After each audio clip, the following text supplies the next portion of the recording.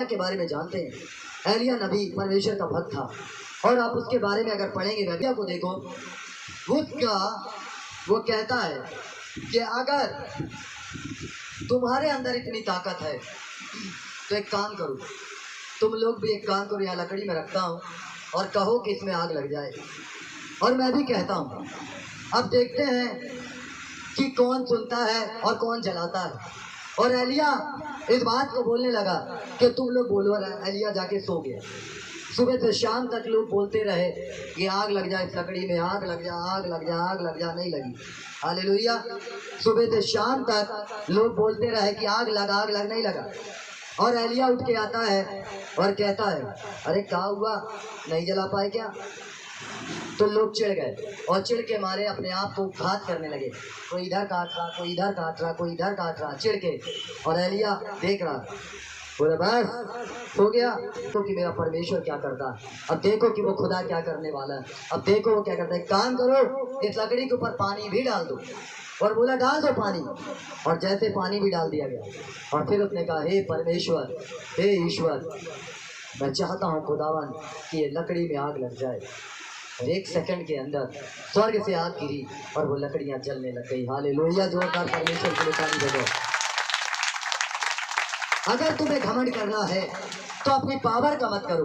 अगर तुम्हें घमंड करना है अपनी शक्ति का मत करो, अपनी सुंदरता का मत करो, है ना। अपने बड़े होने का घमंड मत करो। अरे मैं घर में सबसे बड़ी हूँ, मेरी बात सुनना पड़ेगा, ना करो घमंड। अगर तुम्हें घमंड करना है तो तुम प्रभु में घमंड करो कि मैं यीशु मसीह को जानता हूँ और जानती हूँ। हालेलुया।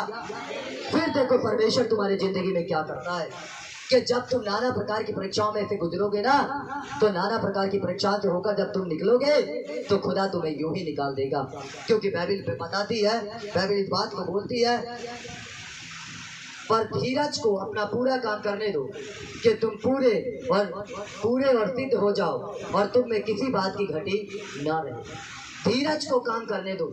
अगर आज चंगे नहीं हो रहे हो, कोई बात नहीं। अरे पादरी जी, आप हाथ रखे, मैं चंगी नहीं हुई। अरे काम है प्रभु, अरे काम है। ये बहनी, ये भैया, अब चल ओके वाले यहाँ चली, वो चर्च में के नाम सुने हैं, वहाँ चली जाई। हाँ, यहाँ वाले से चंगे नहीं हुए, वहाँ वाले भी चले। अरे चंगाई पादरी नहीं देता, मैं अक्सर कहता हूँ, पास्टर चंगाई नहीं देता। चंगा कौन करता है पता? कौन करता है? पादरी लोग भी घमंड ना करें, हम बहुत शक्तिशाली है, पावरफुल है, नहीं।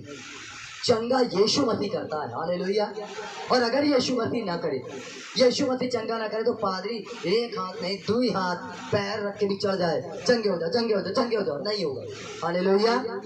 और अगर यीशु मसीह से तुमने दुआ कर दी, तुम्हारा कांटेक्ट प्रभु के साथ मजबूत है, तुमने बोल दिया और लोग चंगे हो जाएंगे। हालेलुया। समझ रहे हो? घमंड कर दो, इस बात का करो कि तुम प्रभु को जानते हो, और धीरज को अपना काम करने दो। आज नहीं चंगे हो रहे हो, कोई बात नहीं। इसका मतलब कि प्रभु चाह रहा है कि तुम और मजबूत हो, और स्ट्रांग हो जाओ, और बलवंत हो जाओ। इसका मतलब प्रभु चाह रहा है कि तुम और संगति करो, ना कि आप कलीसिया ही आना छोड़ दें, ना कि आप चर्च जाना छोड़ दें, ना कि आप संगति रखना छोड़ दें, है ना, परंतु इसलिए कि आप और अधिक मजबूत हो जाएं।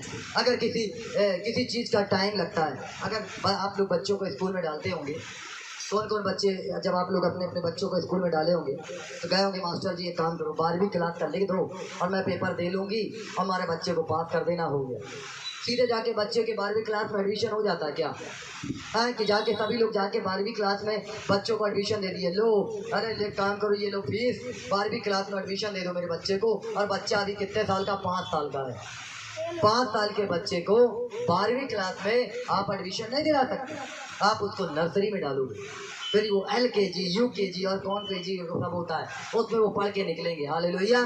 फिर फर्स्ट में आएंगे, सेकंड में, थर्ड में, और एक दिन आएगा कि 12th कंप्लीट करेंगे, लेकिन उस बीच उनको पढ़ाई बोझ लगेगी, जैसे मुझे लगती थी पढ़ाई भारी बोझ। लगता था ये प्रभु कब छुटकारा मिलेगा। मार खार मैं तो गेट पकड़ लेता था, स्कूल नहीं जाता था। हालेलुया।